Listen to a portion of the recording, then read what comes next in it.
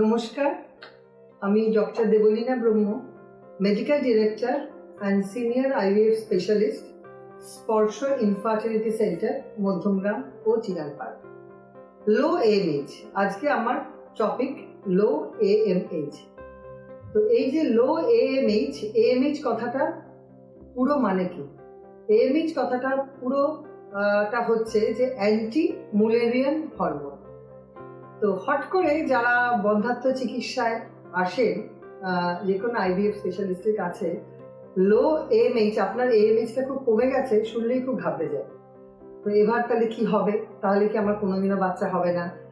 আমি কি বন্ধ্যাত্ব নিয়েই সারা জীবন রয়ে যাব? তো নানান প্রশ্নে জর্জরিত হয়ে যায়।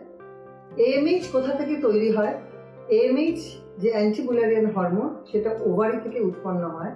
গ্র্যানুলোসা সেলস, ওভারিতে কিছু স্পেশাল সেলস আছে, গ্র্যানুলোসা সেলস, সেই সেলস তৈরি করে এএমএইচ। সেটা বন্ধ্যাত্ব পেশেন্টদের বা ইনফার্টিলিটি বা সাবফার্টিলিটি পেশেন্টদের মহিলাদের রক্ত থেকে টেস্ট করা হয়। এবং এটাও বলে রাখি যে এই টেস্টটার কোনো নির্ধারিত দিন নেই। তার মানে অনেক টেস্টই আছে বন্ধ্যাত্বের, যেমন আমরা বলি যে পিরিয়ডের মধ্যেই করবেন, দ্বিতীয় দিন বা তৃতীয় দিন। এএমএইচটা কিন্তু through out the periodic cycle করা যায়। তো এএমএইচ এর কাজ কি এবং নর্মাল লেভেল কত? এএমএইচ আমরা বলে থাকি নর্মাল লেভেল 2 থেকে 3.5, কিন্তু যখন 2 এর থেকে কমতে শুরু করে তখন সেটাকে লো এএমএইচ এর দিকে বলে, এবং যদি 3.5 এর ওপরে চলে যায় সেটাকে আমরা হাই এএমএইচ বলি। তো এবার লো এএমএইচ হলে কি হয়, কেন হয়? এগ যেমন তৈরি হয়, সেই তৈরিটা কিন্তু সবার জানা দরকার যে মহিলাদের সাইকেলে, পুরো রিপ্রোডাক্টিভ সাইকেলে কিন্তু এগ তৈরি হয় না। মানে এগ ম্যাচুরেশন হয়, ফলিকল থেকে এগ ম্যাচুরেশন হয়, এগ রিলিজ হয়, কিন্তু যেটা এগ তৈরি বলা হয়, যে কত সংখ্যক এগ তৈরি হচ্ছে, নতুন করে কিন্তু এগ তৈরি হয় না। তার মানে একটি মহিলা যখন সে মায়ের গর্ভে ছিলেন তখনই তার এগ, ভগবান কিন্তু নির্ধারণ করে দিয়েছে তার দুটো ওভারি মিলিয়ে তার কত এগ থাকবে। সেই নির্ধারণটা কিন্তু হয়ে গেছে তার ইন্ট্রাইউটেরাইন পিরিয়ডে। এবার যখন তার জন্ম হয়, জন্মের পর থেকে কিন্তু প্রতি সাইকেলে, প্রতি মাসে তার এগ কমতে শুরু করে। এবং যখন তার পিউবার্টি হয়, মানে যখন সে 12 বছর বা 13 বছর বয়সে তার প্রথম মেনস্ট্রুয়েশন হয়, তখন কিন্তু র্যাপিড এগ যে স্টোর বা রিজার্ভ বলি, তো সেটা কিন্তু র্যাপিড কমে যায়। তো এই যে কমে যাওয়াটা কিন্তু প্রতি মাসে চলতেই থাকে। প্রত্যেক মাসে আমরা 7 to 10-15% অফ এগ আমরা লুজ করি, এবং সেই লুজটা চলতেই থাকে। ধীরে ধীরে ধীরে ধীরে কমতে কমতে যখন অ্যাট দ্য এজ অফ 35 হয়, তারপর থেকে সেটা একটা র্যাপিড ওয়েতে ডাউনফল হতে থাকে এগ। তো এবং এএমএইচ লেভেলও তাই, কারণ এএমএইচ লেভেল আমাদের বলে দেয় যে কত এগ আছে এবং কি কোয়ালিটি এগ আছে। অনেক সময় হয়তো দেখা যায় যে ফলিকুলার কাউন্ট মোটামুটি ভালো, তো কিন্তু এএমএইচ পুয়ার, তাহলে সেটা আমাদের কি বলে দেয় যে তোমার ফলিকেল আছে, তোমার এগ আছে, তার কিন্তু কোয়ালিটি ভালো নয়। তো এবার এই এএমএইচ কমাটা কি শুধুই 35 বছরের পর? না, সেটা নয়। ভেরি আনফর্চুনেটলি এই এএমএইচটা কিন্তু অনেক অল্প বয়সী মহিলাদেরও কমে যায়। যেমন কারোর ক্ষেত্রে আমরা পেয়ে থাকি যে 25 বছর, 26 বছর, 30 বছর বয়সে দেখা গেল ভীষণ পুয়ার এএমএইচ, মানে এএমএইচ হচ্ছে 1-এরও নিচে, 0.8, 0.6, 0.5। তো এটা তাহলে কি করে হয়? এটা কিন্তু জেনেটিক্যালি ডিটারমিন্ড, যে তারা প্রিম্যাচিওর ওভারিয়ান ফেলিয়ারের দিকে এগিয়ে যাচ্ছে। তো এই প্রিম্যাচিওর ওভারিয়ান ফেলিয়ার যে রুগীরা আসে, তারা কিন্তু বুঝতে পারে না যে তাদের ধীরে ধীরে তাদের এগের সংখ্যা নিঃস্ব হয়ে যেতে চলেছে। আর এটাও অনেকে ভেবে থাকে যে তাহলে আমরা এএমএইচ কমে গেছে, আমরা ডক্টরকে জিজ্ঞেস করি, ডক্টর কি করলে আমাদের এএমএইচ বাড়বে? আমাদেরকে খুব ভালো প্রোটিনযুক্ত খাবার খেলে এএমএইচ বাড়বে, বা আপনি কোনো মেডিসিন দিন যাতে আমার এএমএইচটা বেড়ে যায়, বা আমি কি কোনো যোগা এক্সারসাইজ করবো যাতে আমাদের এএমএইচ বেড়ে যায়, আমি কি খুব দুধ খাবো বা ডিম খাবো যাতে আমার এএমএইচ বেড়ে যায়। তো এখানে একটা বলে রাখি যে এএমএইচ কিন্তু আর বাড়ে না।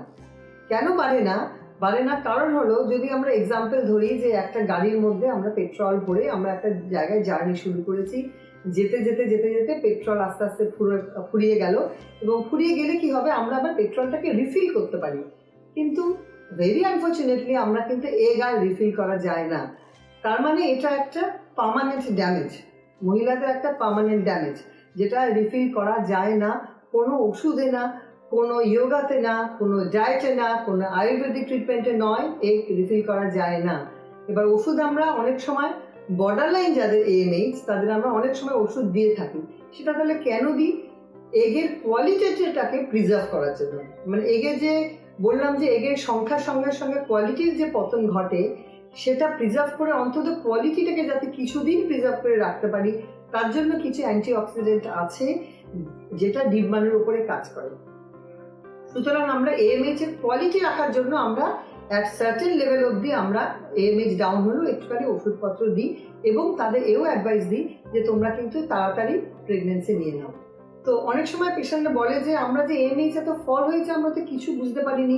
মানে এক্সটার্নালি যেমন অনেক অসুখে বোঝা যায় যে চুল পড়ে যাচ্ছে, মুখে র্যাশ উঠছে, বা কোনো পিম্পলস হচ্ছে, বা কোনো ডিস্টারবেন্স হচ্ছে, তো সেরকম তো আমরা কিছুই ফিল করিনি।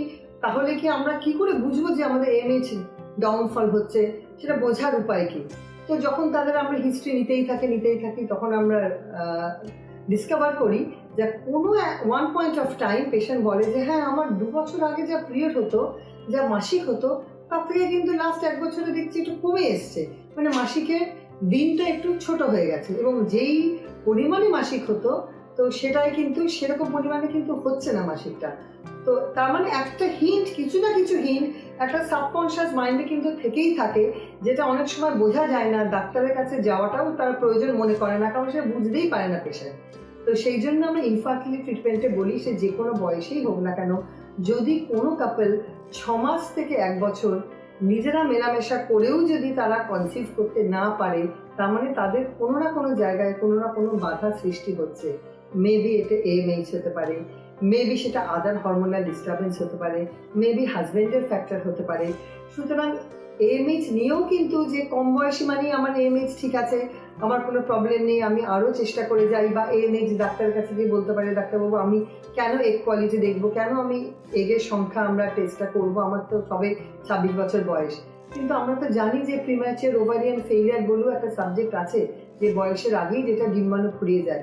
সুতরাং AMH টেস্ট প্রত্যেকের করা উচিত, যারা সাবফার্টিলিটি বা বন্ধ্যাত্বে ভুগছেন, বা যারা দেখছেন যে 6 মাসের মধ্যে কিছুতেই তাদের প্রেগনেন্সি হচ্ছে না।